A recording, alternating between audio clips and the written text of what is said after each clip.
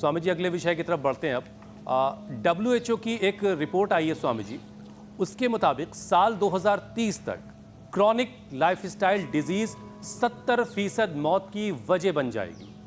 अभी भी लाइफस्टाइल बीमारियों की वजह से बहुत सारे लोगों की जानें जा रही हैं। और स्वामी जी, आए दिन जो लगातार स्टडीज़ आती हैं अलग अलग, उसके मुताबिक ये पता चल रहा है कि महिलाएं सबसे ज़्यादा लाइफस्टाइल बीमारियों की गिरफ्त में हैं, जिसमें नंबर 1 पर आता है हार्ट की बीमारी आती है, जिसमें स्ट्रोक का ख़तरा भी शामिल है। तो महिलाओं को इस बीमारी से कैसे बचाएं और स्ट्रोक का ख़तरा कैसे कम किया जाए, हार्ट कैसे मजबूत किया जाए? ये हार्ट के खतरे को टालने के लिए गोमुखासन पहले किया, फिर ये अभ्यास कर रहे हैं। और ये की बीमारी ये बीमारी महिलाओं के पीछे क्यों पड़ी है स्वामी जी ज़्यादा? नंबर पर मोटापा, ये बीमारी ये इसलिए पड़ी है कि एक तो महिलाएं अपने ऊपर बोझ बहुत ले लेती है, तो बोझ के साथ नहीं, बोध के साथ जीना है, निर्भर होकर के अपने कर्तव्य को का निर्वहन करना है, जैसे हम भी करते हैं, आप भी करते हैं। हमने कितने बड़े बड़े उत्तरदायित्व तो अपने सिर पर ले रखे, लेकिन उसका बोझ नहीं लेते। बोध तो है हमें अपने कर्तव्यों का।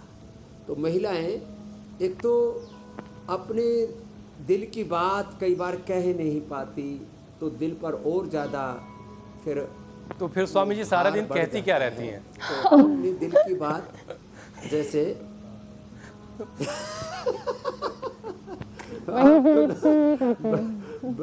महिलाओं की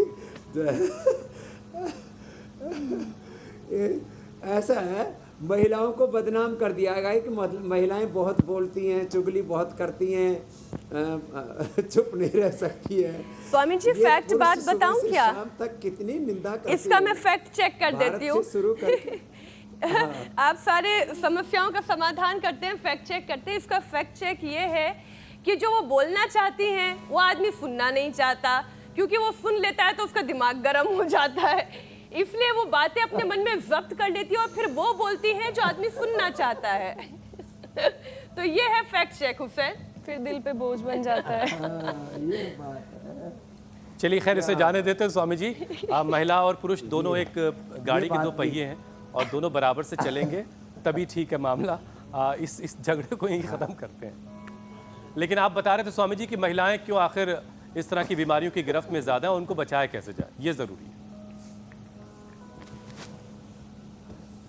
तो उसमें एक तो हमने बताया ये गोमुखासन, और फिर स्कंध संचालन, फिर ये पवन मुक्तासन, मरकटासन, ये हार्ट के लिए बहुत अच्छा है। फिर अर्जुन की छाल, दालचीनी, ये चाय कॉफ़ी की जगह, चाय कॉफ़ी बहुत पीती महिलाएं, घर में मेहमान आए, थोड़ी बच गई तो थोड़ा ये वाला कार्यक्रम तो करती है। देखो कई बार रोटी भी बच गई तो बोले इसको कहाँ फ्रिज में रखेंगे, चलो भीतर वाले उसी में ही मशीन में ही डाल लेते हैं। तो ये ओवर ईटिंग नहीं होनी चाहिए, अनहेल्दी ईटिंग तो कतई नहीं होनी चाहिए। ईटिंग के नाम पर चीटिंग कतई नहीं करें अपने साथ। कुछ छोटी छोटी चीज़ें खा लेती हैं, बार बार खाने की आदत, किसी को तीखा चटपटा खाने की आदत है, ये सब हार्ट के लिए, थायराइड के लिए अच्छे नहीं होते, और इनसे हार्ट की, थायराइड की, कोलेस्ट्रॉल की, ओबेसिटी की सब प्रॉब्लम्स बढ़ती हैं। तो ये मरकटासन हार्ट के लिए बड़ा अच्छा है, बीपी के लिए भी बड़ा अच्छा है। अभी फिर थायराइड के लिए भी बताएंगे, ओबेसिटी के लिए भी बताएंगे। ये लाइफस्टाइल डिजीज़ कुछ ज़्यादा ही हो रही है, और उसके लिए रोज़ कम से कम अपनी डिजीज़ के अकॉर्डिंग 3 से 5 आसन भी कर लिए तो हार्ट वाले यदि जो है ये अभ्यास कर लेंगे तो। और कार्डियोग्रिड, हृदय अमृत, अर्जुन की छाल, अर्जुनारिष्ट, ये तो सब हम बताते ही बताते हैं। उसको साग सब्जियां और ख़ास करके लौकी की सब्जी, लौकी का सूप, लौकी का juice, vegetables and fruit diet पर रखते हैं हम 2 महीना। और हार्ट डिजीज कितना ही, एक खास बात, एक बार किसी को हार्ट अटैक आ गया और वो मरा नहीं, यदि 15 मिनट, 20 मिनट, आधा घंटा, 1 घंटा, तो 100% हार्ट के ब्लॉकेज को रिवर्स कर सकता है। हार्ट के ब्लॉकेज हो, हार्ट का इजेक्शन फ्रैक्शन कम हो, हार्ट के अंदर वाल लीक हो, हार्ट इनलार्ज हो, पल्पिटेशन हाई हो, किसी भी तरह की हार्ट की बीमारी हो जो हमने अभ्यास बता दिए, इससे ठीक हो जाएगी। अब बात रही थायराइड की, तो उसके लिए एक तो ये मत्स्यासन, पद्मासन में ऐसे, फिर सर्वांगासन, हलासन, सिंहासन, उज्जाई, इससे थायराइड और थायरोग्रिड धनिए के पानी के साथ, और ये पॉइंट दबा देते हैं, ये वाला बड़ा ज़बरदस्त है हार्ट के लिए। तो ये है, ये थायराइड के लिए है, बड़ा ज़बरदस्त पॉइंट। और ये मत्स्यासन, लाइफस्टाइल डिजीज़ की बात कर रहे थे, तो ये सर्वांगासन, हलासन बड़ा ज़बरदस्त है। और फिर ओबिसिटी, ये तो लाइफस्टाइल डिजीज़ क्या, ये तो सारी बीमारियों की जननी है, मोटापा। तो अच्छा, इस महिलाएं मोटापे भी में भी स्वामी जी एक बात हम जरा मोटी बताते होती है, चले कुछ दर्शकों पुरुष भी को। मोटे होते हैं, कुछ दोनों ही मोटे होते हैं। स्वामी जी, कम्युनिकेबल डिजीज हो चाहे नॉन कम्युनिकेबल, दोनों अपने अपने जी। तरीके से नुकसान पहुंचा रही हैं।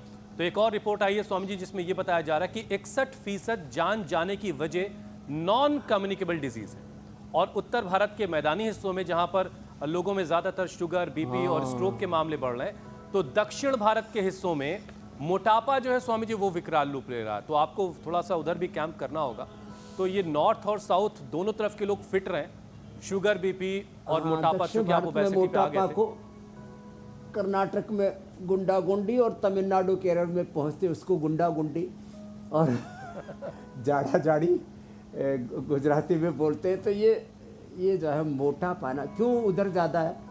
अब तो थोड़ा चेंज हो रहा है, लेकिन चावल बहुत ज़्यादा खाते हैं, चावल, राइस। चावल तो स्वामी जी बिहार में भी बहुत अब खाया जाता है, रागी और फिर अब मिलेट्स का प्रयोग बढ़ रहा है, तो और बंगाल में भी। लेकिन फिर वो बिहार में ना मेहनत बहुत मेहनत ज़्यादा बहुत करते करते हैं, हैं। अत्यंत पुरुषार्थी लोग होते हैं बिहार के।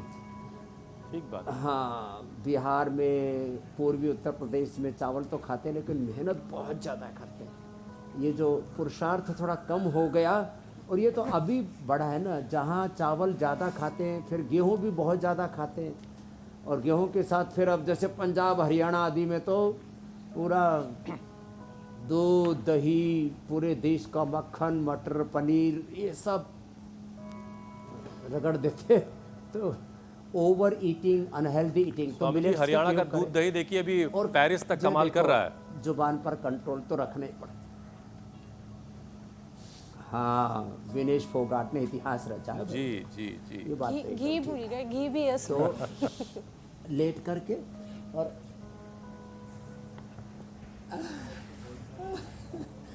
हरियाणा में तो भाई छोरे छोरियां दोनों ही मजबूत है। और कुल मिला के कहने का देखो, मतलब इसमें ये है स्वामी जी प्रैक्टिस भी बहुत बड़ा रोल निभाती है। जैसे बेटियां, जी, कि खाना योग की प्रैक्टिस हर करने तरीके से का कुश्ती, खाना है, रेसलिंग, बहुत लेकिन प्रैक्टिस योग चाहिए। लगातार करते रहना है, बॉडी को एक्टिव लगातार रखना है, तभी जो खाया पिया है वो अच्छे से पचेगा भी। और तभी गोल्ड आएगा। बिल्कुल स्वामी जी, बेशक मॉडर्न मेडिकल साइंस बहुत तरक्की कर गई हो, हेल्थ फैसिलिटीज भी दिनों दिन बेहतर हो रही हो, लेकिन ये एक बड़ा सच है कि लोग अब पहले से ज़्यादा बीमार पड़ते हैं। रोगों से लड़ने की क्षमता अब कम होती जा रही है, क्योंकि इम्यूनिटी कम हो गई है, और इस वजह से नॉन कम्युनिकेबल और कम्युनिकेबल डिजीज़ दोनों ही लोगों के अंदर बहुत तेज़ी से बढ़ रही है। पहले तो ऐसा क्यों हो रहा है, और फिर समाधान क्या है?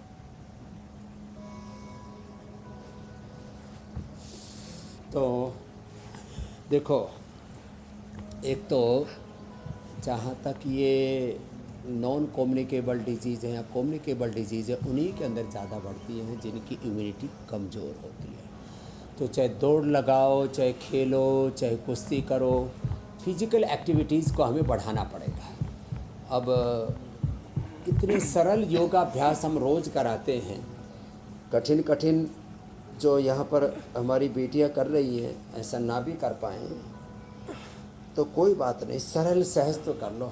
ज्योत्सना जी की तरह, मीनाक्षी जी की तरह, देखो कितना अच्छे से योग करती हैं और अच्छा खाती हैं। कोई सोचे कि जो है ये मीनाक्षी जी, ज्योत्सना जी इतनी स्लिम स्मार्ट हैं, शायद कुछ खाती ही नहीं होगी।